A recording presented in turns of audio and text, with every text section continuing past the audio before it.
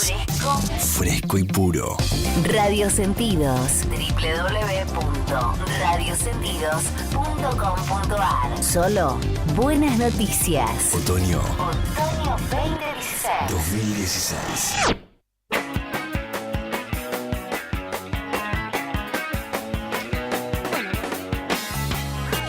Seguimos con el tema de la economía colaborativa.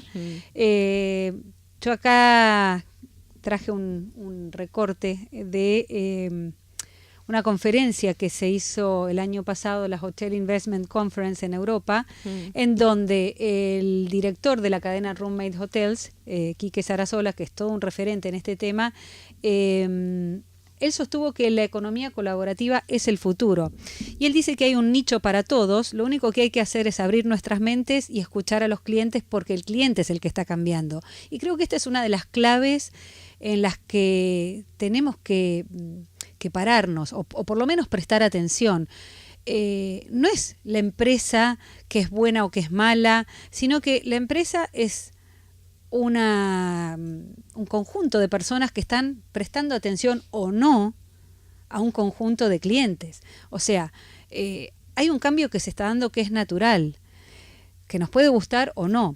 Porque esto también no se da, digamos así... De un día para el otro. De un día para el otro, y que cayó de la cigüeña de París y dejó un paquetito en la puerta de casa. No es así. Son un poco la anécdota que estaba contando, viene a colación de esto, que son pequeños cambios graduales que se van dando, algunos son más visibles, pero por lo general no. El tema es que cuando se hacen visibles, se hacen demasiado visibles, y al que no vio esos sutiles cambios, es como, ¿cómo? ¿Qué pasó? Es tarde para reaccionar. Sí, el cuento de la, vos conocés ese de la rana. Sí, pobre, sí, adentro me da mucha impresión, porque la rana que nadaba en una olla y le fueron subiendo la temperatura de la olla hasta que cuando quiso darse cuenta ya no podía salir. Bueno, esto es un poco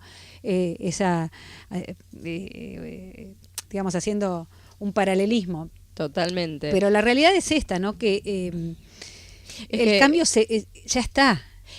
Es que yo siempre con esto de las expectativas, que es donde pongo mucho hincapié, obviamente, ¿no? Porque trabajo con tendencias y en el mundo de hoy la velocidad. Hay cierta creencia de las personas a creer que las cosas son independientes de lo que lo rodea y que son estáticas, cuando en realidad ya hasta la ciencia, la física cuántica, la nanotecnología y un montón de otras ramas han demostrado que los conceptos positivistas y newtonianos que nosotros tenemos tan marcados, porque es lo que nos enseñaron en el colegio y siguen pasando de generación en generación, ya están perimidos, ya se han demostrado que son falsos, que la realidad está interconectada y que por lo tanto está en constante cambio. Este concepto básico que tiene que ver con la realidad, por lo tanto, nos incluye a nosotros como personas, y por esta mentalidad positivista que venimos arrastrando, nosotros pensamos que una vez que detectamos la expectativa del consumidor, que en este caso en su rol de turista tiene una expectativa, ya es fija y no cambia más. Exacto. Entonces la expectativa del año pasado es igual a la de este año y va a ser igual a la de 2 años después. En realidad las expectativas van cambiando porque el entorno va cambiando, porque hay una influencia del entorno y una evolución misma o involución de la persona, y hace que esto esté en continuo movimiento. Entonces tenemos que sí o sí estar permanentemente, y traigo la frase de Lucy Vilte de la posta de Purmamarca, ¿no? Escaneando la realidad y lo que hacemos nosotros como marca personal o corporativa, para identificar quiénes son esos clientes y cuáles son las expectativas de esos clientes. Y digo esos porque no son todos, ¿no? Claro, hay son que esos. segmentar. Exacto, es ese segmento pequeño, por eso yo no puedo, digamos, no puedo generalizar que todos los clientes, no, mis clientes de ese momento, de hace 16, 15 años atrás, yo empecé a detectar eso y me pareció interesante, sobre todo porque yo venía de un mundo, digamos, de trabajar en hotelería 5 estrellas corporativo, entonces, o con un gran perfil corporativo, para mí fue todo un descubrimiento, ver este tipo de clientes, que la verdad no tenía ni idea que iban a manifestar, aparte así tan claramente, no fue que tuve que hacer todo un gran estudio de mercado, no, claramente fue la presentación del concepto. Y básicamente, claro, el tema es, perdóname, perdón. Que yo creo que en este caso Airbnb, como puede ser Uber, en general, ¿en qué coinciden todas estas empresas de perfil de economía colaborativa? En que todas apuntan más o menos a lo mismo, a proveerle una experiencia al usuario, al consumidor, al huésped, como local, por ejemplo, se apalancan mucho en la tecnología digital, o sea, hay como patas en común, ¿no? Y sobre todo le permiten a ese usuario, a ese cliente, a ese huésped, la posibilidad de tener servicios a la carta. Y hoy en día yo creo que ese es uno de los pilares fundamentales, es decir, venimos de una economía masiva a que todos era todo para todos, el one size fits all, ¿viste? Un talle para todo el mundo. Y no es así, porque algunos somos más petizos o más altos o más gordos o más flacos, y no es que el talle es único. Entonces, en este caso, digamos, volviendo a lo que estamos hablando, esta posibilidad de tener servicios a la carta, de yo incluso diseñar el servicio, es algo muy fuerte. Sí, y también la pregunta sería, bueno, mi modelo de negocio no es colaborativo, ¿no? Pensemos, que es verdad, la economía del consumo colaborativo es el entorno ideal para las experiencias, tanto que hablamos de marketing de experiencia, que el turista busca experiencias, y bueno, el turista busca experiencias, las encontró en este entorno. ¿Qué hacemos nosotros? No tenemos un modelo de negocio de consumo colaborativo. Tal vez la pregunta sea, bueno, dentro de mi modelo de negocio, que no es de base colaborativa, ¿de qué manera yo puedo tal vez introducir cierto elemento colaborativo o este aporte local que me permita entrar por lo menos a competir por un segmento específico usando esta tendencia, ¿no? Y ahí es donde las empresas turísticas tendrían que ponerse a pensar, no soy un modelo plenamente colaborativo, pero ¿de qué manera yo puedo introducir parte o elementos que utilizan estos modelos de negocios en mi modelo? Obviamente eso implica, y como vos decías bien al principio, un cambio de mentalidad y de pararse frente a lo que es la rutina cotidiana y de decir, bueno, a ver, ¿qué me gustaría a mí que fuese la realidad y para dónde va la realidad y qué es lo que puedo hacer para poder seguir estando y posicionándome en el mercado? Mira, en este momento me acuerdo de una frase que decía un profe que tuve en un curso que hice hace un par de años atrás, que decía que no podemos avanzar hacia el futuro mirando al espejo retrovisor. Y la verdad es toda una frase, digamos, contundente. Y es verdad, o sea, yo para ir al futuro no puedo... A ver, el espejo retrovisor me sirve de punto de referencia.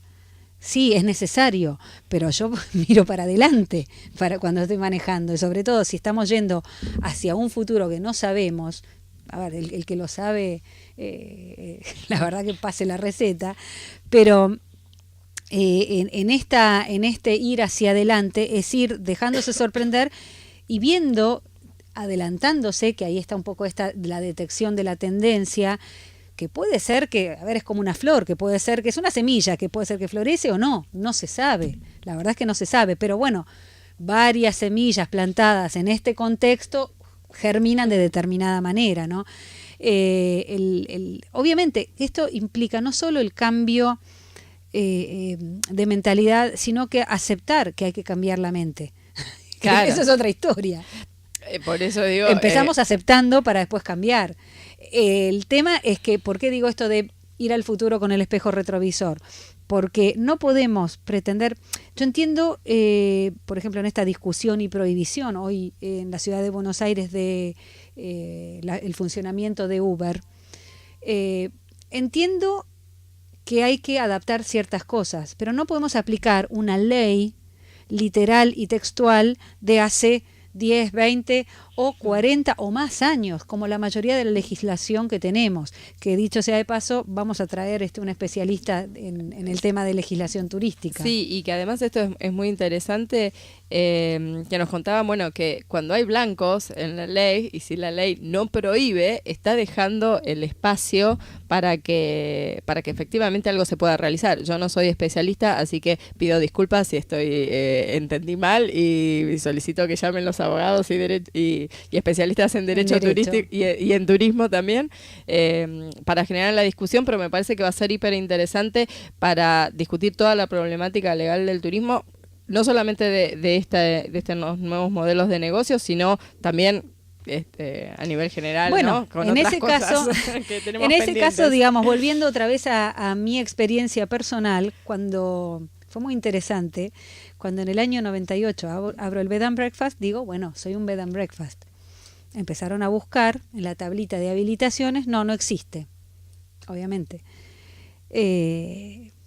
Bueno, ¿qué hacemos? Viene el inspector, empieza a inspeccionar, bueno, yo te habilito como casa de pensión. Bueno, está bien, o sea, a mí me das un sellito que me permite trabajar, perfecto, no hay ningún problema. Yo digo que soy un Bed and Breakfast, me posiciono de tal manera, hago el marketing de tal otro, establezco mis precios de tal manera. Empezamos siendo unos pocos intrépidos en ese momento, con este tipo de formato, y con un barrio no tan turístico en ese momento, hoy sí lo es, y fue un formato muy resistido, pero después fue aceptado. Sí. Fue muy resistido por los colegas hoteleros, pero fue aceptado. Entonces, también acá hay un componente que es el tiempo, el uso y la costumbre, Tal cual. que también es lo que va haciendo e incorporando de a poco estas nuevas modalidades. Uh-huh. Yo creo que en este caso, el caso puntual de Airbnb, fue quizás una cosa demasiado en un corto tiempo, porque si empezó en el 2008, sí. O sea que en 8 años, algo que empezó como 3 locos que decidieron armar, a raíz de una necesidad puntual, deciden armar, o mejor dicho, organizar un alojamiento exacto, un comercial. Tipo de alojamiento, que en 8 años ya esté aceptado como miembro del OMT, ha sido un camino terriblemente rápido. Pero yo creo que como vos decís y contabas tu experiencia, ya había una predisposición de un tipo de consumidor que era más independiente, más maduro, y obviamente llevaba ese patrón de consumo a la actividad turística, y que entonces buscaba la información por su lado. Empezaron a aparecer los departamentos de alquiler y las páginas de departamentos de alquiler, que es un poco tal vez un antecedente, pero otro formato de intercambio de contactos directos, de que alquilo mi casa cuando yo no estoy y te intercambiamos casas y de paso tengo también un ingreso adicional.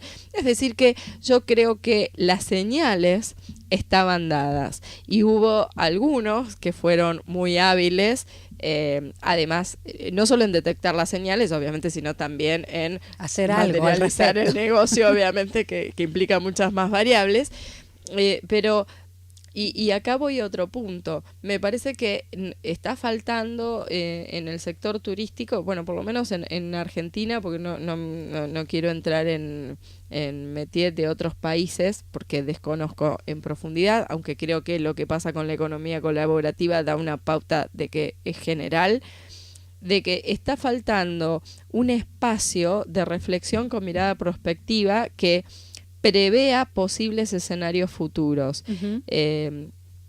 ya sea o desde parte del sector académico o desde parte institucional, público o privado, o un espacio en donde estén todos los actores conjuntamente, pero dedicados específicamente a eso, ¿no? Es decir, bueno, ¿hacia dónde va el mundo de acá a 20 años, a 30 años? Y que esté y que incluya una mirada incluso más allá de lo turístico, porque lo turístico simplemente es un reflejo en un aspecto concreto, que es en el sector de los viajes, de lo que pasa en el mundo en general. Entonces, estaría bueno empezar a generar un espacio de pensamiento estratégico que por ahí para nosotros como latinos es muy difícil, que somos muy cortoplacistas, pero que provea escenarios prospectivos, posibles escenarios prospectivos y sirva de input para el sector y decir, miren, señores, si ustedes van a invertir de acá a 15 años, esto puede suceder, siga con su modelo de negocios actuales, pero sepa que en algún momento va a tener que ir cambiándolo paulatinamente. No es lo mismo tener un proyecto o un plan sabiendo hacia dónde me encamino y no que me vaya atacando las olas de los baldazos de agua fría uno detrás de otro, y entonces yo no termino de recuperarme de la crisis económica, que entro a una crisis política, que entro a un cambio de expectativas del turista, que me aparecen nuevos modelos de negocio y es como que al final, claro, vivimos de sobresalto en sobresalto. Sí, digamos, en ese planteo así es como que duro que es todo esto, ¿no? No termino de sacar una mano que ya otra vez viene el otro palo. Sí, es complicado, digamos. En ese contexto, yo creo que también es una cuestión generacional. ¿A qué apunto? Que quizás las nuevas generaciones, los que estamos ahí en el medio, estamos más acostumbrados a los cambios, porque en nuestro caso, digamos, como generación X que somos, hemos vivido bastantes cambios grandes, ¿no? Yo a veces me pongo, vos lo que decías del Telex, yo manejé Telex. Dentro de mis primeros trabajos yo manejé Telex. El fax ni hablar, era cosa de todos los días, pero yo he llegado a manejar Telex y a veces cuento esto delante, el otro día lo contaba en la Universidad de La Plata, donde estuve dando una charla, y me miraban como, sos pieza de museo. Totalmente. Y la verdad es que sí, porque, a ver, yo veía tele blanco y negro que empezaba a las 10 de la mañana, o sea, venimos, por eso digo, cuestión generacional, la generación X es la que más ha sufrido estos cambios. Me refiero a que aprendimos en el transcurso de nuestra vida a, hay algo que se llama computadora, después, salió internet, las redes sociales, o sea, fuimos incorporando todo esto, mientras que las nuevas generaciones nacieron con eso. Es natural. Ven, como pasa con mi hija de 11 años, que mira un teléfono que se discaba y lo mira y no sabe por dónde empezar, o sea, dónde hay que tocar. Y para hacer un llamado, ¿dónde hay que tocar? Te dicen. Y vos, no se toca, se disca. Y cuando parecen, viste, los monitos. Disca, existe cuando ese término. Le marcas así, mirá, se hace así. Y es un descubrimiento. Pero bueno, para nosotros es algo normal porque venimos de ahí y después vimos los botoncitos, después vino la tecnología táctil, etcétera. Entonces, hay ciertas generaciones que han estado más expuestos al cambio y que aceptamos el cambio como algo inevitable, y es más, hasta a veces lo buscamos, y otras generaciones que son muy resisten mucho el cambio, quizás las generaciones por encima nuestro, y las nuevas, el cambio está, pero dentro de un parámetro previsible. Es parte de su vida, digamos. Es parte de su vida, pero dentro de ciertos parámetros. Creo que los mayores cambios, o los más fuertes, los hemos visto, digamos, en nuestra juventud y los seguimos viviendo ahora. O sea, volviendo a esto, desde el Telex a hoy, de hacer una transmisión en vivo con Facebook Live, hay 4 millones de años luz de diferencia. Sí. Entonces, eso, digamos, cuán flexible sos para bancarte esos cambios e ir incorporando, ¿no? Porque tenés que ir aprendiendo. Bueno, tengo que desandar este camino, volver a incorporar esto otro. O sea, hay que tener una cierta cintura, un cierto interés. No todos de la generación X les gusta esto. Hay gente que por eso, no. Y vuelvo a hacer el hincapié, hay que segmentar ahora más que nunca y de verdad conocer al cliente, pero en serio, ¿no? Pasar de que se queda 3 noches, gasta nuestro turista 800, bueno, no, 2.000 pesos, quedamos desfasados por la inflación, pero 2.000 pesos y viene con sus 2 hijos y come afuera en un restaurante local. Eso la verdad es que no es conocer a nuestros clientes, o sea, cuáles son sus preocupaciones, cuál es el lenguaje, qué es lo que busca. Realmente hay que hacer un trabajo arduo para saber dónde encajar estos nuevos modelos y cuánto tiempo vamos a poder estar con nuestros modelos más tradicionales, que obviamente el mercado sí se va a mantener, pero va a ser cada vez más competitivo porque también el volumen de ese mercado tradicional o de ese cliente tradicional va a ser menor. Sí, es una especie de carrera de ida, ¿no? Con obstáculos, carrera con obstáculos de ida. No es la ida y vuelta, viste que a veces pasaba Sí. en el colegio, bueno, llegan a tal lugar y vuelven. No, esto es de ida, saltando obstáculos, y sin parar. Es muy interesante, o por lo menos para mí, digamos, todo esto de la economía colaborativa me parece como que recién empezamos, da para mucho, porque realmente da para mucho. Y no está solamente, quizás es más visible dentro del mundo turístico, pero no está solamente ligado al mundo turístico. De hecho, una de las primeras experiencias de economía colaborativa que yo escuché era una investigación de una compañía que se dedicaba a extraer oro en Canadá, que lanzó un concurso para ver de qué otras maneras se podía detectar la presencia de oro.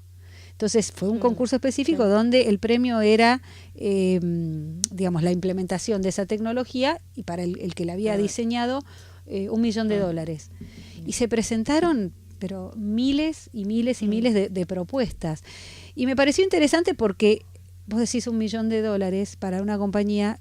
Ese trabajo, digamos, ese concurso le permitió ahorrarse muchísimo dinero, y encontró una forma más rentable o más práctica de extraer el oro. Los inicios del crowdfunding.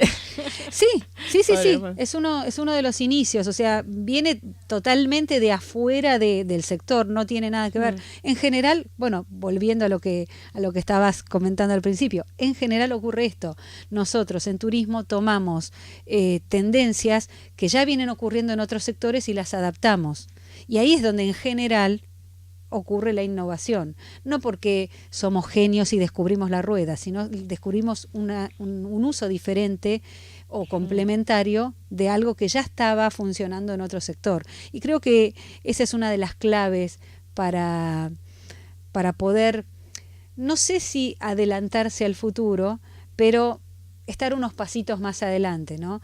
Ver qué otras cosas están ocurriendo fuera de mi entorno, porque a veces nosotros estamos no tan así con las viseras, vemos solamente una cosa, y en el turismo es tan interesante y está tan impactado por millones de otras variables, que hay que empezar a ver esas otras variables o esas otras industrias. Y que dijiste eso y me acordé, ¿no? Qué paradoja. Vivimos diciendo los profesionales del turismo que es una actividad con múltiples dimensiones, interdisciplinaria, transdisciplinaria, multisectorial, pero después, cuando tenemos que buscar ideas, solo las buscamos en lo que es netamente turístico, no en ninguna de las otras disciplinas. Creo que es una tarea también para nosotros mismos como profesionales ver qué no estamos terminando de aceptar o ver en esto que decimos. ¿Será solo un discurso? No, también está relacionado con la educación. A ver, hay ciertas cosas que han cambiado y hay otras cosas que todavía no se están implementando. Pero bueno, eso es para otro programa aparte. Ya acá tenemos las 4 en punto. Perfecto. Y es el momento de despedirse hasta el próximo jueves. Pato. Bueno, gracias por acompañarnos. Vamos a seguir, la verdad es que cada vez con más temas, que tengan un buen fin de semana, y bueno, háganos llegar sus opiniones. Así es, nos encontramos el jueves que viene, radiosentidos.com.ar, Pipo Radio. Muchas gracias.